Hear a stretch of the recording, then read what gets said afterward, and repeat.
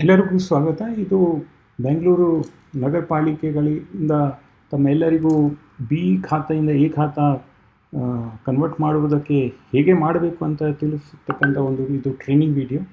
ಈಗ ಇಲ್ಲಿ ನೀವು ಈ ವೆಬ್ಸೈಟ್ ಅಂದರೆ bbmp.karnataka.gov.in/b2a ಖಾತೆಗೆ ಬರಬೇಕು. ಇಲ್ಲಿ ಬಂದ ಮೇಲೆ ಇಲ್ಲಿ ನಿಮ್ಮ ಮೊಬೈಲ್ ನಂಬರ್ ಆಮೇಲೆ ಕ್ಯಾಪ್ಚಾ ಹಾಕಿದರೆ ತದನಂತರ ನೀವು OTP ಹಾಕಿಬಿಟ್ಟು ಒಳಗೆ ಹೋಗಬಹುದು. OTP ಹಾಕಿ ಒಳಗೆ ಹೋದ ನಂತರ ಈ ರೀತಿ ನಿಮಗೆ ಡ್ಯಾಶ್ಬೋರ್ಡ್ ಸಿಗ್ತದೆ.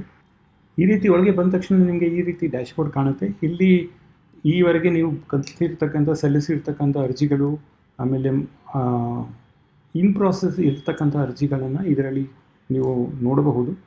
ಅದ್ರ ಜೊತೆಗೆ ನೀವು ಹೊಸ ಅರ್ಜಿಯನ್ನು ರಚಿಸೋದಕ್ಕೆ ಇಲ್ಲಿ ಕ್ಲಿಕ್ ಮಾಡಬೇಕು ಅಂತ. ಇಲ್ಲಿ ಬಂದಾಗ ನಿಮ್ಮ ಖಾತಾದು ಒಂದು ಬಿ ಖಾತಾಗಾಗಿ ನೀವು ಏನು ಫೈನಲ್ ಖಾತಾ ಪಡೆದಿರ್ತೀರಿ ಅಂತ ಬಿ ಖಾತಾಗಾಗಿ ಎ ಖಾತಾಗೆ ಕನ್ವರ್ಟ್ ಮಾಡಲಿಕ್ಕೆ ಇಲ್ಲಿ ಅವಕಾಶ ಇದೆ. ಇದು ನೀವು ಸಿಲೆಕ್ಟ್ ಮಾಡಿ ಪಡೆಯಿರಿ ಅಂತ ಕ್ಲಿಕ್ ಮಾಡಿದರೆ ನಿಮ್ಮ ಈ EPID ಆಧಾರದ ಮೇಲೆ ಆ ಪ್ರಾಪರ್ಟಿಯನ್ನು ಫೆಚ್ ಆಗುತ್ತೆ. ಫೆಚ್ ಆದ ನಂತರ ಇಲ್ಲಿ ಪುಲ್ ಆದ ನಂತರ ನೀವು ಅದಕ್ಕಾಗಿ ಈಗ ನೋಡಿ EPIDದು ಎಲ್ಲ ಆಸ್ತಿ ಫೆಚ್ ಆಯಿತು. ತದನಂತರ ಅಲ್ಲಿ ಇರ್ತಕ್ಕಂಥ ಯಾರು ಓನರ್ ಇದ್ದಾರೆ, ಅವರು 4 ಓನರ್ ಇದ್ರೂ ಈ ಸಂದರ್ಭದಲ್ಲಿ ಈ ಮೂಮೆಂಟಲ್ಲಿ ಅಟ್ಲೀಸ್ಟ್ ಒಬ್ಬರಿಂದ ನೀವು ಇದು ಮಾಡಬೇಕು, EKYC ಮಾಡಿ ದೃಢೀಕರಣ ಮಾಡಬೇಕು ಆಧಾರದ್ದು. ಇಲ್ಲಿ ಏನಿದೆ, ನೀವು EKYC ಮಾಡಿ ಅಂತ ಕ್ಲಿಕ್ ಮಾಡಿದಾಗ ಆಧಾರ್ ವೆಬ್ಸೈಟ್ಗೆ ಕರ್ಕೊಂಡು ಹೋಗುತ್ತೆ. ಅಲ್ಲಿ ನಿಮ್ಮ ಆಧಾರ್ ನಂಬರ್ ಮತ್ತು OTP ಮುದ್ರಿಸಿದರೆ ಅದು ವೆರಿಫೈ ಆಗುತ್ತೆ. ವೆರಿಫೈ ಆದ ನಂತರ ಈ ರೀತಿ ಬರುತ್ತೆ.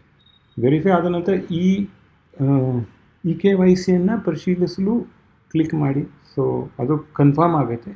ವೆರಿಫೈ ಆದ ಮೇಲೆ ಈಗ ಇಲ್ಲಿ ನಿಮ್ಮ ಸಿಬ್ಬಂದಿ ಮತ್ತು ನಿಮ್ಮ ಆಸ್ತಿ ಮತ್ತು ದೃಢೀಕರಣ, ನಿಮ್ಮ ಐಡೆಂಟಿಟಿ ದೃಢೀಕರಣ ಆಯಿತು. ಇವಾಗ ಸೇವ್ ಮಾಡಿ ಈಗ ನಿಮ್ಮ ಅಪ್ಲಿಕೇಶನ್ ID ಜನ್ರೇಟ್ ಆಗುತ್ತದೆ. ಇದು ನೀವು ಬೇಕಂತ ರೆಕಾರ್ಡ್ ಮಾಡಿಕೊಡಿ, ಇಲ್ಲಾಂದರೆ ತನಗೆ ತಾನೇ ಸೇವ್ ಆಗುತ್ತದೆ. ಮುಂದೆ ಹೋದ ಮೇಲೆ ಈಗ ಈ ಆಸ್ತಿಯನ್ನು ರಜಸ್ವ ಸರ್ವೆ ನಂಬರ್ ಮೇಲೆ ಇದೆಯಾ ಇಲ್ವಾ ಅಂತ. ಸೊ ಆ ರಜಸ್ವ ಸರ್ವೆ ನಂಬರ್ ಮೇಲೆ, ರೆವಿನ್ಯೂ ಸರ್ವೆ ನಂಬರ್ ಮೇಲೆ ಇದ್ದರೆ ಹೌದು ಹೇಳಿದರೆ, ಅದು ನಿಮಗೆ ಸರ್ವೆ ನಂಬರ್ ಗೊತ್ತಿಲ್ಲ ಅಂತ ಹೇಳಬೇಕು. ಗೊತ್ತಿದ್ದರೆ ಎಲ್ಲಿ ಏನು ಸರ್ವೆ ನಂಬರ್ ಹೇಳಬೇಕು, ಗೊತ್ತಿಲ್ಲ ಅಂದರೆ ಅಲ್ಲಿ ಮಾತು ಮುಗಿಯುತ್ತದೆ. ಬಹುಶಃ ನಿಮಗೆ ಸರ್ವೆ ನಂಬರ್ ಗೊತ್ತಿರಲ್ಲ. ನಿಮ್ಮ ಸರ್ವೆ ನಂಬರ್ ಅಂದರೆ ಕೃಷಿ ಭೂಮಿ ಇರತಕ್ಕಂಥ ಸಂದರ್ಭದಲ್ಲಿ ಇದ ಮೇಲೆ ಜಿಲ್ಲಾಧಿಕಾರಿಯಿಂದ ನೀವು ಭೂ ಪರಿವರ್ತನೆ ತಗೊಂಡಿದ್ದೀರಾ ಅಂತ ಬಗ್ಗೆ ನೀವು ಖಚಿತಪಡಿಬೇಕು. ನೀವು ನಿಮ್ಮ ಹತ್ರ ಮಾಹಿತಿ ಇದ್ದರೆ ನೀವು ಹೌದು ಎಂಟರ್ ಮಾಡಿ ಆ ಜಿಲ್ಲಾಧಿಕಾರಿಯಿಂದ ನಿಮಗೆ ಭೂ ಪರಿವರ್ತನೆ ಆಗಿರ್ತಕ್ಕಂಥ ಆರ್ಡರ್ ನಂಬರ್ ಹಾಗೂ ದಿನಾಂಕ ಬರೀಬೇಕು. 2018 ನಂತರದ್ದು ಆದೇಶ ಇದ್ದರೆ ಸಾಫ್ಟ್ವೇರಿಂದನೇ ತನ್ನಿಗೆ ನಾವು ಫೆಚ್ ಮಾಡ್ಕೊತೀವಿ ಕಂದಾಯ ಇಲಾಖೆಯಿಂದ. ಬಟ್ ಅದಕ್ಕಿಂತ ಹಳೆ ಕಾಲದ್ದು ಕನ್ವರ್ಷನ್ ಆರ್ಡರ್ಗಳಿದ್ದರೆ ನೀವು ಸ್ಕ್ಯಾನ್ ಅಪ್ಲೋಡ್ ಮಾಡಬೇಕಾಗುತ್ತೆ. ಇಲ್ಲಾಂದರೆ ನಾನು ಹೇಳ್ತೀನಿ ನನಗೆ ಗೊತ್ತಿಲ್ಲ ಅಂದರೆ ಜಿಲ್ಲಾಧಿಕಾರಿದು ಕನ್ವರ್ಷನ್ ಆರ್ಡರ್ ಅಂದರೆ ಭೂ ಪರಿವರ್ತನೆ ಆದೇಶ ಅಂದರೆ ಮುಂದಿನ ಟೈಮ್ದಲ್ಲಿ ನಿಮಗೆ ಬಿ ಖಾತೆಯಿಂದ ಎ ಖಾತಾ ಮಾಡಲಿಕ್ಕೆ ಹೋಗುವಾಗ ನೀವು ಭೂ ಪರಿವರ್ತನೆ ಶುಲ್ಕವನ್ನು ಕಟ್ಟಬೇಕಾಗುತ್ತೆ. ಸೊ ಇದು ನಿಮಗೆ ಏನು ಅನ್ವಯಿಸುತ್ತದೆ ಆ ಪ್ರಕಾರ ನೀವು ತುಂಬಬೇಕು.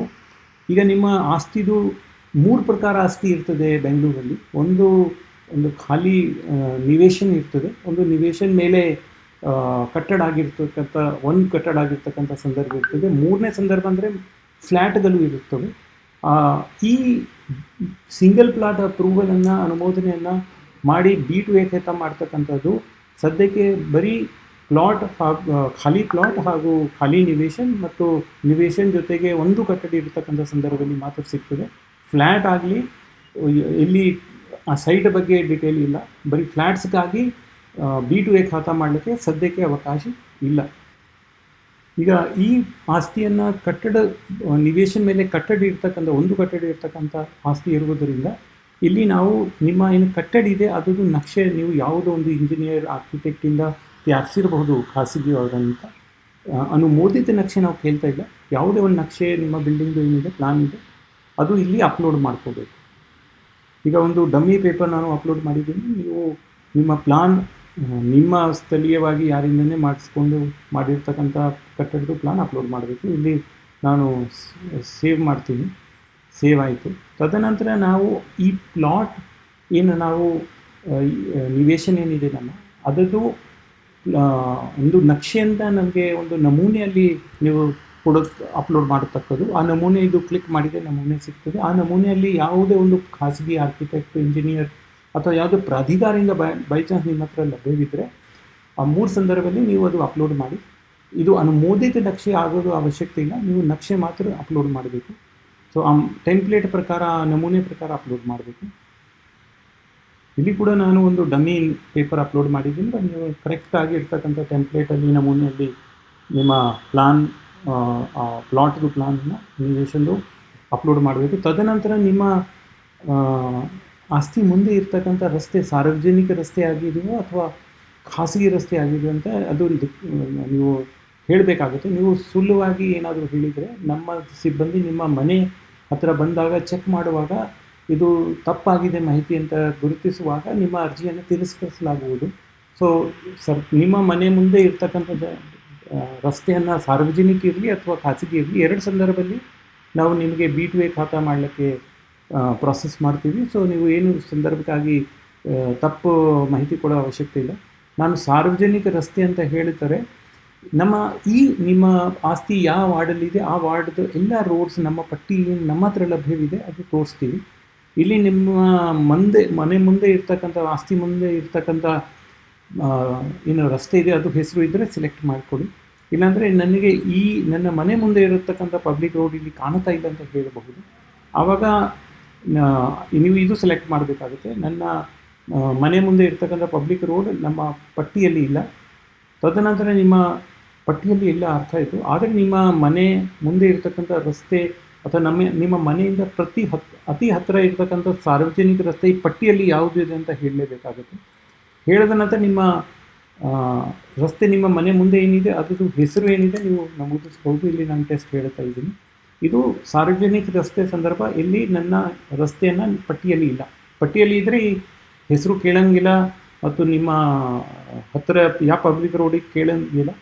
ಇನ್ನೊಂದು ಸಂದರ್ಭ, ನನ್ನ ಮನೆ ಮುಂದೆ ಖಾಸಗಿ ರಸ್ತೆ ಹೇಳಿದರೆ ನಿಮ್ಮ ಮನೆ ಅತಿ ಹತ್ತಿರ ಇರ್ತಕ್ಕಂಥ ಯಾವ ಸಾರ್ವಜನಿಕ ರಸ್ತೆ ಇದೆ ಈ ಪಟ್ಟಿಯಲ್ಲಿ ಹೇಳಬೇಕು. ಯಾವುದು ಇದರಲ್ಲಿ ನಿಯರೆಸ್ಟ್ ಇರ್ತದೆ ಅದು ನೀವು ಸೆಲೆಕ್ಟ್ ಮಾಡ್ಕೊಳ್ಳಿ. ತದನಂತರ ನಿಮ್ಮ ಮನೆ ಮುಂದೆ ಇರ್ತಕ್ಕಂಥ ರಸ್ತೆದು ಹೆಸರೇನಂತ ನಮೂದಿಸಬೇಕು. ಅದು ಖಾಸಗಿ ರಸ್ತೆ ಗೊತ್ತಾಯಿತು. ತದನಂತರ ಇಲ್ಲಿ ನೀವು ಈಗ ಪ್ರೈವೇಟ್ ನಾವು ರೋಡ್ ಅಂದರೆ ಖಾಸಗಿ ರಸ್ತೆ ಅಂತ ಹೇಳಿದ ನಂತರ ನಿಮ್ಮ ಮನೆಯಿಂದ ಅತಿ ಹತ್ತಿರ ಇರತಕ್ಕಂಥ ಸಾರ್ವಜನಿಕ ರಸ್ತೆವರೆಗೆ ಒಂದು ಪ್ರೈವೇಟ್ ಮನುಷ್ಯರಿಂದ, ಇಂಜಿನಿಯರಿಂದ, ಸರ್ವೇಯರಿಂದ ಒಂದು ನಕ್ಷೆ ಮಾಡಿಸ್ಕೊಂಡು ನಿಮ್ಮ ಮನೆಯಿಂದ ನಿಯರೆಸ್ಟ್ ಸಾರ್ವಜನಿಕ ರಸ್ತೆವರೆಗೆ ಒಂದು ನಕ್ಷೆ ಮಾಡಿ ನೀವು ಇಲ್ಲಿ ಅಪ್ಲೋಡ್ ಮಾಡಬೇಕು. ಯಾಕಂದರೆ ಈ ರಸ್ತೆಯನ್ನು ಸ್ವಲ್ಪ ಖಾಸಗಿ ಇರುವುದರಿಂದ ನಿಮ್ಮ ನಕ್ಷೆ ನೋಡಿ ನಾವು ಸ್ಥಳ ಚೆಕ್ ಮಾಡಿಬಿಟ್ಟು ಅದು ಪಬ್ಲಿಕ್ ರೋಡ್ ಅಂತ, ಸಾರ್ವಜನಿಕ ರಸ್ತೆ ಅಂತ ಕಮಿಷನರ್ನವರು ಘೋಷಿಸ್ತಾರೆ, ಆದೇಶಿಸ್ತಾರೆ. ಅದಕ್ಕೆ ಈ ನಕ್ಷೆ ಅತಿ ಅನಿವಾರ್ಯವಾಗಿದೆ. ಇಲ್ಲಿ ಕೂಡ ನಾನು ಒಂದು ಡಮ್ಮಿ ಫಾರ್ಮ್ ಎಂಟರ್ ಹಾಕಿದ್ದೀನಿ. ಬಟ್ ನೀವು ಕರೆಕ್ಟ್ ನಕ್ಷೆ ಹಾಕ್ಕೊಡ್ಬೇಕು. ಇದು ಯಾರು ಪ್ರೈವೇಟ್ ಮನುಷ್ಯರಿಂದ ತೆಗೆದುಕೊಳ್ಬಹುದು, ಸರ್ವೇರಿಂದ ತೆಗೆದುಕೊಳ್ಳಬಹುದು. ಅಪ್ರೂವ್ಡ್ ನಕ್ಷೆ ಅಂತ ಕೇಳ್ತಾ ಇಲ್ಲ ನಾವು. ಈಗ ತದನಂತರ ನಿಮ್ಮ ಕೈಯಲ್ಲಿ ಇರ್ತಕ್ಕಂಥ ಇವಾಗ ಏನು B ಖಾತಾ ಇದೆ ಅದು ಈ ಖಾತಾದಲ್ಲಿ ಅದರದ್ದು ಏನು ಲೊಕೇಶನ್ ಇದೆ ಇಲ್ಲಿ ತೋರಿಸ್ತಾ ಇದ್ದೀವಿ. ಇದು ಸ್ಥಳನ ಸರಿಯಾಗಿದೆಯೋ ಇಲ್ಲಾಂದರೆ ಇದು ಆವಾಗ ನಾನು ಸರಿಯಾಗಿ ಗಮನಿಸ್ತೇನೆ, ಸುಮ್ಮನೆ ಕ್ಲಿಕ್ ಮಾಡಿದೆ, ಇದು ಸ್ಪಾಟ್ ಸರಿ ಇಲ್ಲ ಅಂತ, ಇದು ಸರಿ ಇಲ್ಲ, ನಾನು ಸರಿಪಡಿಸೋಕ್ಕೆ ಇಷ್ಟಪಡ್ತಾ ಇದ್ದೀನಿ ಅಂತ ಸೆಲೆಕ್ಟ್ ಮಾಡಬಹುದು. ಇದು ಯಾಕೆ ಇಂಪಾರ್ಟೆಂಟ್ವಾಗಿದೆ ಅಂದರೆ ನಿಮ್ಮ ಸ್ಪಾಟ್ ತಪ್ಪಿದರೆ ನಮ್ಮ ಜನ ತಪ್ಪು ಸ್ಪಾಟ್ಗೆ ಹೋಗಿ ಅಲ್ಲಿ ಆಸ್ತಿ ಇರುವುದಿಲ್ಲ ಅಂತ ಘೋಷಿಸಿ ನಿಮ್ಮ ಅರ್ಜಿಯನ್ನು ತಿರಸ್ಕರಿಸಲಾಗುತ್ತಿದೆ. ಇದು ಕಾರಣಕ್ಕಾಗಿ ಕರೆಕ್ಟಾಗಿ ನಿಮ್ಮ ಆಸ್ತಿದು ಟಾಪಲ್ಲಿ ಹೋಗಿ ಹುಡುಕಿಬಿಟ್ಟು ಆಸ್ತಿ ಟಾಪಲ್ಲಿ ಮಿಡಲ್ದಲ್ಲಿ ನೀವು ಇದು ಒತ್ತಬೇಕು, ಇದು ಬಟನ್. ಆವಾಗ GPS ಬರ್ತದೆ, ಇಲ್ಲಿ ನಮ್ಮ ಜನ ಬರ್ತಾರೆ. ಸೊ ಮ್ಯಾಚ್ ಆಗುತ್ತೆ ಇದರಿಂದ. ತದನಂತರ ಈಗ ಇದು ಕೊನೆ ವಿಷಯ ತುಂಬ ಸಿಂಪಲ್ ಇದೆ, 2 ಸೆಕೆಂಡ್ ಲಾಸ್ಟ್ ಅಂತ ಹೇಳ್ಬೋದು. ಅಲ್ಲಿ ಇರ್ತಕ್ಕಂಥ ಮೇಲೆ ನಾವು ಒಬ್ಬರದ್ದು EKYC ಮಾಡಿದ್ದೀವಿ. ಇನ್ನು ಉಳಿದಿದ್ದ ಎಲ್ಲ ಓನರ್ಗಳನ್ನು ತಮ್ಮ ಆಧಾರ್ ಅಥೆಂಟಿಕೇಷನ್ ಮಾಡಬೇಕು. ಸೊ ಒಬ್ಬೊಬ್ಬದ ಹೆಸರು ಸೆಲೆಕ್ಟ್ ಮಾಡಿ ಇಲ್ಲಿ ಇರ್ತಕ್ಕಂಥ ಒಂದೇ ಇರತಕ್ಕಂಥ ಓನರ್ಗಾಗಿ ಒಂದೇ ಹೆಸರು ಬಂತು. ಬಟ್ ಎಲ್ಲಿ ಜಾಸ್ತಿ ಓನರ್ ಇರ್ತಾರೆ ಆ B ಖಾತಾದು ಎಲ್ಲ ಓನರ್ದು ಆಧಾರ್ ಅಥೆಂಟಿಕೇಷನ್ ಮಾಡಬೇಕಾಗುತ್ತೆ. ಮಾಡಿಬಿಟ್ಟು ಏನಾಗುತ್ತೆ ತೋರಿಸಿ. ಈಗ ಆಧಾರ್ ವೆಬ್ಸೈಟ್ಗೆ ಹೋಗಿ ಆಧಾರ್ ಅಥೆಂಟಿಕೇಟ್ ಆಯಿತು, ತದನಂತರ ದೃಢೀಕರಣ ಆಯಿತು. ನಾನು ಇಲ್ಲಿ ಕ್ಲಿಕ್ ಮಾಡ್ತೀನಿ, ಅದು ಓಕೆ ಆಯಿತು. ಓಕೆ ಆದ ನಂತರ ಅಲ್ಲಿ ಇರ್ತಕ್ಕಂಥ ಒಂದು ಮೊಬೈಲ್ ಓನರ್ದು ಅದನ್ನು OTP ಮೂಲಕ ಮೊಬೈಲ್ ನಂಬರ್ ಖಚಿತಪಡಿತಾ ಇದ್ದೀವಿ. ಯಾಕೆಂದರೆ ನಾವು ಮೆಸೇಜ್ ಏನಾದರೂ ಕೊಡಬೇಕಿದ್ರೆ ಸರಿಯಾಗಿ ಓನರ್ಗೆ ಹೋಗಬೇಕು. ಈಗ OTP ಪಡೆದುಕೊಂಡು ನಾನು ಅದು ಸೇವ್ ಮಾಡ್ಕೊಂಡಿದ್ದೀನಿ, ಕನ್ಫರ್ಮ್ ಆಯಿತು. ಈಗ ಎಲ್ಲ ಓನರ್ ಡಿಟೇಲನ್ನು ಸೇವ್ ಆಯಿತು, ಏಕನಿವೇಶನ್ ಡಿಟೇಲನ್ನು ಸೇವ್ ಆಯಿತು. ಇದರಲ್ಲಿ ನಾನು ಟೈಪ್ ಆಫ್ ಪ್ರಾಪರ್ಟಿ ಸಿಲೆಕ್ಟ್ ಮಾಡಿರಲಿಲ್ಲ, ಸೊ ಈಗ ಸಿಲೆಕ್ಟ್ ಮಾಡಿದ್ದೀನಿ, ಅದಕ್ಕೆ ಅದು ಎರರ್ ತೋರಿಸಿತ್ತು. ಇವಾಗ ಸೇವ್ ಮಾಡ್ತೀನಿ ಪ್ರಾಪರ್ಟಿಯನ್ನು. ಪ್ರಾಪರ್ಟಿ ಸೇವ್ ಮಾಡಿದ ನಂತರ ಎಲ್ಲ ಸೇವ್ ಆಯಿತು. ಇವಾಗ ನಾನು ಅರ್ಜಿ ಸಲ್ಲಿಸಬಹುದು. ಅರ್ಜಿ ಸಲ್ಲಿಸೋಕ್ಕೆ ಹೋಗುವಾಗ ಇದು ನನ್ನಿಂದ 500 ರೂಪಾಯಿ ಕೇಳುತ್ತೆ. ಇದು ಟೆಸ್ಟ್ ಸೈಟ್ ಇರುವುದರಿಂದ ಬೇರೆ ಹಣ ತೋರಿಸ್ಬೋದು, ಬಟ್ ನೀವು 500 ರೂಪಾಯಿ ಕೊಡಬೇಕು. ಅದು ಟೆಸ್ಟ್ ಸೈಟ್ ಆನ್ಲೈನಲ್ಲಿ ಹೋಗಿ ನೀವು 500 ರೂಪಾಯಿ ಕೊಡಬೇಕು. ಇಲ್ಲಿ ಪ್ರೊಸೀಡ್ ಟು ಪೇಮೆಂಟ್ ಅಂತ ಕ್ಲಿಕ್ ಮಾಡಿ ಹೌದು ಹೇಳಿ ಮುಂದೆ ಹೋಗಿ 500 ರೂಪಾಯಿ ಈ ಥರ ಆನ್ಲೈನಲ್ಲಿ ಕಟ್ಟಿಬಿಟ್ಟು ನಿಮಗೆ ಏನು ಕಾಣುತ್ತೆ ತೋರಿಸ್ತೀನಿ. ಉದಾಹರಣೆಗಾಗಿ ಇಲ್ಲಿ UPI, credit card, net banking ಎಲ್ಲ ಆಪ್ಷನ್ಗಳು ಇವೆ. ಸೊ ನೀವು ಯಾವುದೋ ಒಂದು ಸೆಲೆಕ್ಟ್ ಮಾಡಿ ಪೇಮೆಂಟ್ ಮಾಡಬೇಕು. ಪೇಮೆಂಟ್ ಬರೀ 500 ರೂಪಾಯಿ ಕೊಡಬೇಕು ಅರ್ಜಿ ಫೀಗಳನ್ನು. ಅದು ಎಲ್ಲ ವಿಷಯ ಓಕೆ ಆದ ನಂತರ ನಿಮಗೆ ಅನುಮೋದನೆ ಕೊಡಲಿಕ್ಕೆ ನಾವು ಸಿದ್ಧ ಆಗುವಾಗ ನಿಮಗೆ 3 ಥರ ಫೀ ಕೇಳ್ತೀವಿ. ಒಂದು 5% ಗೈಡೆನ್ಸ್ ವ್ಯಾಲ್ಯೂ ನಿಮ್ಮ ಸೈಟದು ನೀವು ಕೊಡಬೇಕಾಗುತ್ತೆ, ಅದು ಒನ್ ಪೇಮೆಂಟನ್ನು. ಇನ್ನೊಂದು ನೀವು ಕನ್ವರ್ಷನ್ ಮಾಡಿಲ್ಲ, ಭೂ ಪರಿವರ್ತನೆ ಆಗಿಲ್ಲ ಜಿಲ್ಲಾಧಿಕಾರಿಯಿಂದ, ಅದು ಪೇಮೆಂಟ್ ಮಾಡಬೇಕು. ಮೂರನೇ, ಈಗ ಟೌನ್ ಪ್ಲಾನಿಂಗ್ಗೆ ಏನು ನಿಮ್ಮ ಸೈಟ್ ಅಪ್ರೂವಲ್ ಮಾಡ್ತಕ್ಕಂಥದ್ದಾಗಿ ಏನು ಒಂದು ಪೇಮೆಂಟ್ ಇದೆ, 3 ಪೇಮೆಂಟ್ ಮಾಡಬೇಕಾಗುತ್ತೆ. ಅದು ಎಲ್ಲ ಆನ್ಲೈನೇ, ಎಲ್ಲಿ ಯಾರ ಹತ್ರ ನೀವು ಹೋಗಬೇಕಾಗಿಲ್ಲ. ಈ ರೀತಿ ಪೇಮೆಂಟ್ ಸಕ್ಸಸ್ ಆದ ನಂತರ ನೀವು ಎಂಡೋರ್ಸ್ಮೆಂಟನ್ನು ಬಟನ್ ಒತ್ತಿದರೆ ನಿಮಗೆ ಸಂಪೂರ್ಣ ಹಿಂಬರನ್ನು ಕಾಣುತ್ತೆ ಇಲ್ಲಿ. ಇದು ನೀವು ಡೌನ್ಲೋಡ್ ಮಾಡಬಹುದು. ಥ್ಯಾಂಕ್ ಯು, ಧನ್ಯವಾದಗಳು.